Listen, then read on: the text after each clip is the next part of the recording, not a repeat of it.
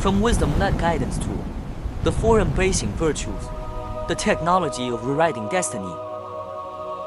We are accustomed to complaining about the storm. Yet we forget that we are the navigators holding the helm.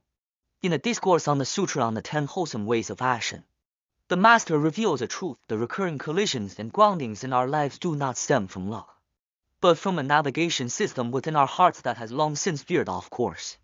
By peeling back the layers of wisdom, kindness, compassion, joy, equanimity, and the four embracing virtues, we learn how to correct those invisible cognitive biases.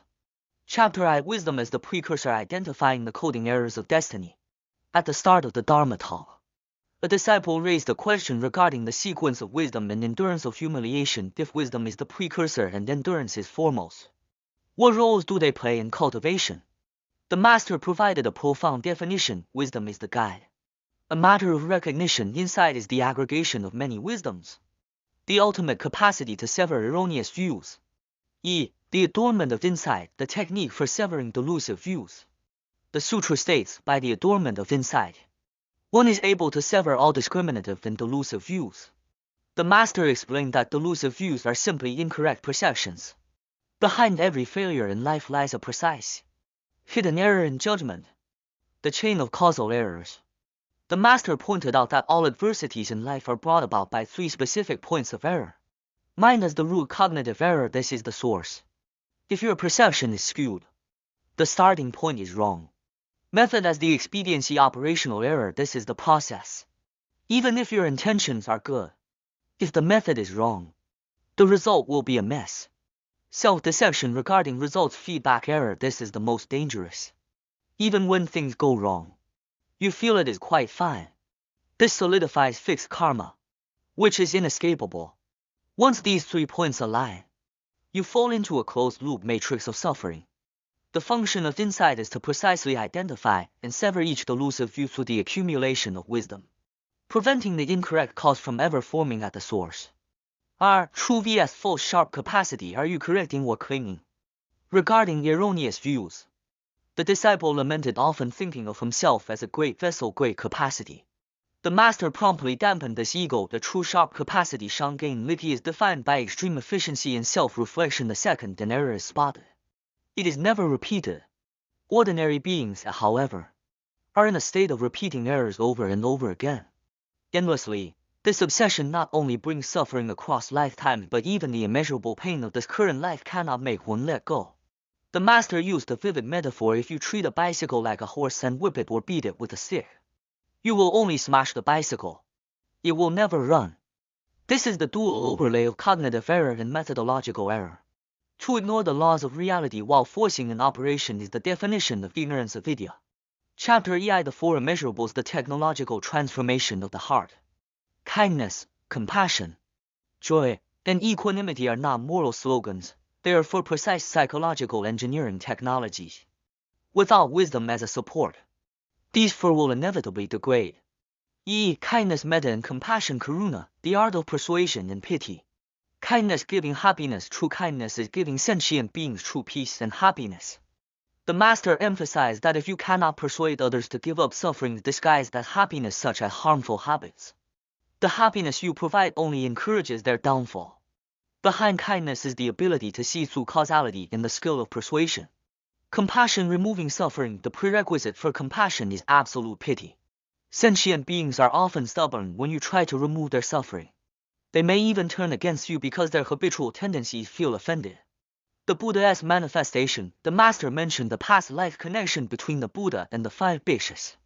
When the 5 bhikshus insisted on seeking treasure, actually seeking their own doom, the Buddha, as their captain, did not abandon them even though he knew disaster was coming. Ultimately, the Buddha sacrificed his life to save them. This great compassion of never abandoning is the fast path to Buddhahood. Joy mudita, breaking the jealousy of competition. The adornment of joy, seeing those who practice virtue. The heart is free from jealousy. The Master exposed that jealousy is essentially the fear that the excellence of others will devalue oneself. It reflects extreme selfishness and insecurity. Because you are excellent, I am the tail. Because you are strong, I cannot be the leader. The lesson of great Brahma joy is a universal heart. If your afflictions are not severed and your mind is filled with thoughts of being the boss or fear of losing face, you cannot cultivate joy. This is because your mind is fixed on competition and opposition. Cultivating joy means resonating with the Dharma whenever something aligns with the Dharma, whether done by oneself or others. One feels genuine happiness. Sai equanimity renunciation upeka, the foundation of success at any cost. The master gave renunciation a powerful physical definition. One who cannot let go is destined to be a failure. Renunciation is freedom, like taking a boat across a river. If you refuse to leave the boat at the shore out of gratitude for its kindness, you will never step onto land. Clinging is the path of the Mara. Renunciation in the real world during the hardest times of SpaceX. If Elon Musk had not been willing to renounce all his capital, even risking bankruptcy, he would never have succeeded. If a student does not renounce the desire for idle play, their mind will be filled with distractions and they will never achieve mastery. The core of renunciation, renouncing does not mean losing, it is for the sake of better possession. The wise know that clinging is pain, so they proactively renounce lower desires to exchange them for higher achievements. Chapter III, the four embracing virtues, the dual technology of transforming beings and offering to Buddha.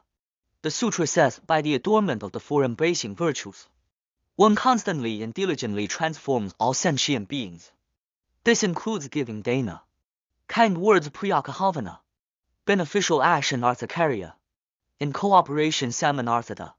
These are not simple social etiquettes, but highly efficient technologies for interpersonal connection. True beneficial action, saving through the surface. Many misunderstand beneficial action as following whatever sentient beings want. The master corrected this because sentient beings have incorrect views. They often mistake downfall for benefit. Ultimate benefit, the beneficial action of a bodhisattva is to break the three obstructions of the being's karmic, retributive, and afflictive obstructions. The skillful entrance, a bodhisattva may appear to do worldly things, cooperation, kind words, but this is a tactic to enter the hearts of beings. At the opportune moment, they shatter the other's afflictions. This is called utilizing the false to cultivate the true. The method of practice, starting like a toddler. If you feel your capacity is insufficient, the master suggests mimic the behavior of Buddhas and Bodhisattvas. Do not expect to reach their heights in one step, as that leads to loss of confidence. Like a child learning to walk, even if you fall as soon as you stand, keep practicing, as long as the direction is correct. After many falls, you will learn how to control your mind. The flexibility of the Dharma, transforming downwards, offering upwards. The four embracing virtues are a living technology. Their direction can be reversed. Downward, transforming beings through giving and kind words.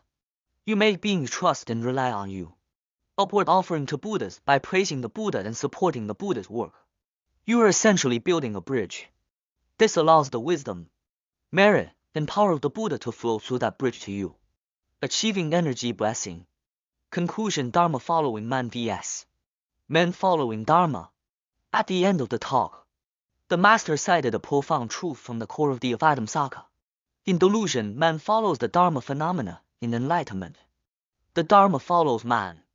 The deluded are dragged by the nose by worldly phenomena, wealth, status, desires, living as monsters of obsession.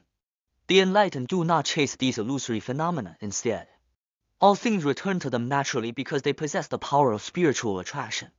The master as compassionate exhortation. Cultivation does not happen overnight, but one must speak with evidence and act with discipline. Stop clinging to suffering. Learn to use wisdom to reshape your perception and renunciation to break through obstacles. Gratitude to the Buddha's Light Association of Australia for sharing this nectar of Dharma. May we all begin our practice from standing up, and through constant correction and renunciation, eventually run toward the finish line of liberation from suffering.